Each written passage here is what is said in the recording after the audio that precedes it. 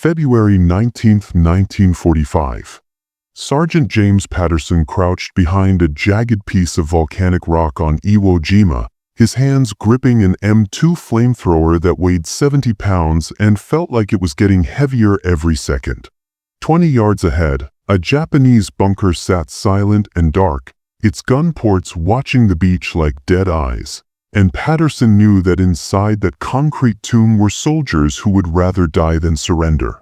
He'd been on this miserable island for 3 days, and in those 3 days he'd learned that every cave, every tunnel, every pile of rocks could hide men with machine guns, grenades, and a willingness to fight until their last breath. The volcanic ash beneath his boots was black and soft, making every step feel like walking through loose sand, and the sulfur smell that rose from the ground reminded him of rotten eggs mixed with gunpowder. His partner, a kid from Texas named Bobby Chen, lay 5 feet behind him with a rifle, ready to cover Patterson if anything went wrong. Everything about this felt wrong. Patterson had trained with the flamethrower for 6 weeks back in Hawaii, practicing on dummy bunkers and wooden targets that didn't shoot back, and his instructors had made it sound simple enough. Get close, aim at the opening, squeeze the trigger, and watch the fire do its work. They told him the M2 could shoot flames 40 yards in a straight line, that the fuel mixture would stick to everything it touched and burn hot enough to melt steel, that one good burst could clear out a bunker in seconds. What they hadn't told him was how it felt to carry this weapon across open ground while Japanese soldiers tried to kill you, or how heavy the fuel tanks would feel after climbing over volcanic ridges, or how exposed you'd be when you got close enough to use it. Chen's voice crackled in his ear, telling him to wait for covering fire, that the rest of the squad was moving into position. But Patterson had spotted something the others hadn't seen. The bunker's main gun port was facing the beach, but there was a ventilation shaft on the left side, partially hidden by rocks, and if he could get to it without being seen, he might have a clear shot straight into the bunker's interior. It was risky because if the Japanese spotted him, he'd be dead before he could turn around, and that fuel tank on his back would turn him into a human torch if a bullet hit it in the right spot. But those Marines pinned down on the beach needed this bunker silenced, and they needed it now. And here's the thing. This story gets even more insane. So if you're enjoying this, smash that subscribe button because we tell stories like this every single week. What Patterson didn't know was that the M2 flamethrower he carried was about to become the most feared weapon in the Pacific War, and in the next month on Iwo Jima, these weapons would destroy over 800 Japanese bunkers and cave positions, making them more effective at breaking enemy strongpoints than artillery, naval gunfire, and grenades combined. This is the story of how American Marines used fire to dig out an enemy that refused to surrender. The Japanese had spent 2 years turning Iwo Jima into the most heavily fortified island in the Pacific, building 11 miles of underground tunnels that connected 1,500 bunkers, pillboxes, and gun positions in a network so complex that some Marines said it was like fighting an entire army that lived underground. General Tadamaki Kurabayashi, who commanded the Japanese forces, had ordered his men to avoid suicidal banzai charges and instead fight from prepared positions, making the Americans pay for every yard of volcanic rock with blood and time. His soldiers had concrete bunkers with walls 5 feet thick, firing ports positioned to create overlapping fields of fire, and enough ammunition and supplies to hold out for months. The bunkers were built into the sides of ridges and hills, camouflaged with volcanic ash and rocks, almost impossible to spot until you were close enough to die. Japanese machine gunners could wait in complete silence as Marines walked past, then open fire from behind, cutting down entire squads before anyone knew where the shots were coming from. Artillery observers sat in caves with telephones connected to gun positions miles away, calling down fire on any target they chose, and American commanders quickly realized that traditional tactics weren't going to work because you can't suppress an enemy you can't see.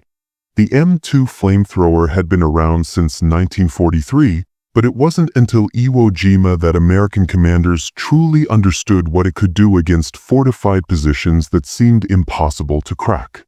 The weapon consisted of 2 tanks mounted on a backpack frame. One tank held 4 gallons of fuel mixture. The other held compressed nitrogen that provided the pressure to shoot the fuel through a handheld wand with a pilot light at the end. When the operators squeezed the trigger, fuel mixed with the pilot flame and created a stream of fire that could reach 40 yards on a good day, though most effective use happened at 20 to 30 yards where accuracy was better and the flame stream was still concentrated enough to do real damage. The fuel mixture was a combination of gasoline and a thickening agent that made it stick to whatever it touched, clinging to concrete, metal, wood, and human skin like napalm, burning at temperatures hot enough to consume oxygen in enclosed spaces and kill anyone inside even if the flames didn't touch them directly. Each tank could fire for about 10 seconds total, which meant operators had to make every burst count because once you started shooting fire, every Japanese soldier in the area knew exactly where you were. Patterson's first real encounter with a bunker happened on day 2 of the invasion, when his squad got pinned down trying to take a ridge that overlooked the beach. The bunker looked like just another pile of rocks until the machine gun inside opened up, cutting down the squad leader and 2 other Marines before anyone could react, and Patterson found himself lying flat in the volcanic ash while bullets snapped over his head and kicked up black dust all around him. The lieutenant was screaming for someone to take out that bunker, and Patterson looked at the flamethrower strapped to his back and realized this was why they'd given him the weapon in the first place. He crawled forward 20 yards on his belly, feeling the weight of the fuel tanks dig into his spine, listening to Chen curse and pray behind him as they moved through the kill zone toward a position where Patterson might have a shot. When he finally got close enough, he rose to one knee, aimed the wand at the bunker's firing port, and squeezed the trigger, watching as a stream of orange and yellow fire shot across the distance and poured into the opening like liquid death. The flame disappeared into the darkness of the bunker, and for 3 seconds nothing happened. Then the screaming started. Patterson would never forget that sound because it wasn't like the screams you heard when someone got shot or wounded in a way that might heal. This was something primal and desperate, the sound of men dying in the worst way possible, and it made him want to drop the flamethrower and run. The bunker went silent after about 30 seconds, and when Marines moved up to check it, they found 7 dead Japanese soldiers inside, some burned beyond recognition, others killed by the smoke and heat that had consumed all the oxygen in that concrete tomb. Patterson threw up in the volcanic ash and tried not to think about what he'd just done, but the lieutenant slapped him on the back and told him he'd saved a dozen Marine lives, that this was war and the Japanese would have killed every one of them without hesitation.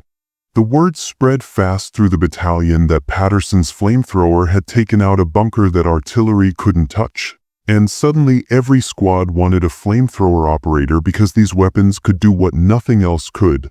They could kill an enemy that refused to come out and fight in the open. The numbers were crushing when you looked at them objectively and realized just how effective these weapons became in the hands of desperate Marines fighting for every inch of volcanic rock. By the end of the Iwo Jima campaign, flamethrower operators had destroyed over 800 fortified positions, cleared countless caves and tunnels, and eliminated thousands of Japanese soldiers who would have otherwise killed untold numbers of Americans from their hidden fortifications. Traditional weapons like rifles and machine guns were almost useless against bunkers with 5-foot-thick concrete walls, and even grenades often bounced off or failed to penetrate deep enough to do real damage. Artillery could pound a position for hours without destroying it if the bunker was properly built, and naval gunfire, despite its massive destructive power, couldn't always hit camouflaged positions that blended into the volcanic landscape. But fire could go around corners, seep into cracks, consume oxygen, and kill through heat and smoke even when the flames didn't reach every corner of a fortification. American commanders calculated that one flamethrower operator could accomplish in 10 seconds what might take an entire rifle company hours to achieve with conventional weapons. And the psychological impact on Japanese defenders was enormous because there was no defense against fire except abandoning your position. A Marine named Richard Klatt wrote in his diary on February 25th about watching a flamethrower operator work, and his words captured something essential about what these weapons meant to the men fighting on Iwo Jima.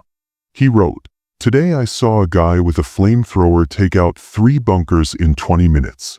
Just walked up to each one, calm as you please, and poured fire into the openings until nothing inside was moving.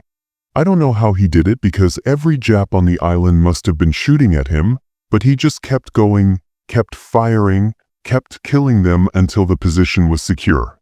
I've never been so grateful for another human being in my life because those bunkers had us pinned down for 4 hours, and we'd lost 6 men trying to get past them. That flamethrower saved us." Klatt's reaction wasn't unusual because Marines across Iwo Jima were discovering that these weapons, despite their weight and danger and the special kind of courage required to use them, were the difference between taking a position in minutes versus spending days trapped under fire. Patterson kept using the M2 through the entire campaign, even after he'd earned enough respect to request a transfer to a safer job, because he understood that every bunker he burned out meant Marines who would make it home to their families. He developed a method that other flamethrower operators started copying, where he'd approach a bunker from an angle that minimized his exposure, use covering fire from riflemen to keep the Japanese defenders from getting a clear shot at him, and then hit the position with a 3-second burst that was long enough to be effective but short enough to conserve fuel for the next target. The worst part wasn't the danger or the weight or even the heat that came back at you when you fired in an enclosed space. It was the knowledge that you were burning men alive, that somewhere in the darkness of those bunkers were soldiers who might have been good people under different circumstances, who had families and dreams and futures that were ending in fire and smoke and unimaginable pain. Patterson tried not to think about it too much because thinking about it made the job impossible, and the job had to be done if American Marines were going to take this island and use it to bomb Japan into submission. Chen died on March 2nd when a sniper shot him while he was covering Patterson during an approach on a bunker complex near Hill 382, and Patterson carried his body back to the aid station even though Chen was already gone, even though carrying a dead man across volcanic ash while wearing 70 pounds of flamethrower equipment was almost impossible. He sat with Chen's body for 20 minutes, crying and shaking and wondering how much more of this he could take before something inside him broke permanently. But the next morning he picked up the flamethrower again because 30 Marines were pinned down by bunkers that needed to be destroyed, and someone had to do it, and he was still alive and capable and trained for this specific job. He burned out 4 bunkers that day, working methodically despite the grief and exhaustion, moving from position to position while bullets cracked past him and mortars exploded close enough to throw volcanic ash over his helmet. By the time the island was declared secure on March 26th, Patterson had personally destroyed 43 bunkers, more than any other flamethrower operator in his division, and he'd done it while watching friends die and questioning his own humanity and wondering if he'd ever be able to sleep without seeing fire in his dreams. What happened to Patterson and the other flamethrower operators on Iwo Jima changed how the American military thought about fortified positions and the weapons needed to defeat them, because the lessons learned in that volcanic hell proved that some jobs required special tools and special courage. The M2 flamethrower became standard equipment for Marine infantry units throughout the rest of the war, and the tactics developed on Iwo Jima were used on Okinawa and would have been used during the invasion of mainland Japan if the atomic bombs hadn't ended the war. Military analysts after the war calculated that without flamethrowers, the battle for Iwo Jima would have lasted months instead of weeks, with American casualties potentially doubling or tripling as Marines tried to dig out Japanese defenders using only conventional weapons. The psychological impact on Japanese soldiers was documented in captured diaries and post-war interviews, with survivors describing the terror of hearing the whoosh of igniting fuel and knowing that fire was about to pour into their position with nothing they could do to stop it. Patterson came home in November 1945, got off the ship in San Diego with his Purple Heart and Bronze Star pinned to a uniform that still smelled faintly of sulfur and volcanic ash. And he never talked about what he'd done on Iwo Jima with anyone except other veterans who'd been there and understood what those bunkers represented. He had nightmares for decades, waking up sweating and shaking with the smell of burning fuel in his nose and the sound of screaming in his ears, and his wife learned not to ask questions because some experiences were too dark to share with people who hadn't lived through them. But he also carried the knowledge that his actions had saved hundreds of American lives, that those 43 bunkers he destroyed would have killed Marines who went on to have families and careers and long lives because Patterson had been willing to carry 70 pounds of fire into hell and use it against an enemy that wouldn't surrender. By the end of the Pacific War, American factories had produced over 14,000 M2 flamethrowers, equipping tens of thousands of Marines with the most devastating close-quarters weapon ever developed for fighting fortified positions. The islands belonged to America because men like Patterson were willing to carry fire into darkness. Thanks for watching this episode of WWII Archives about the flamethrower operators who made victory on Iwo Jima possible despite the cost to their souls and sanity. Next week, we're covering the moment American tank crews realized their Shermans couldn't penetrate German Tiger armor and had to develop completely new tactics to survive. Hit subscribe so you don't miss it, and remember that these stories matter because real people lived through them and deserve to be remembered.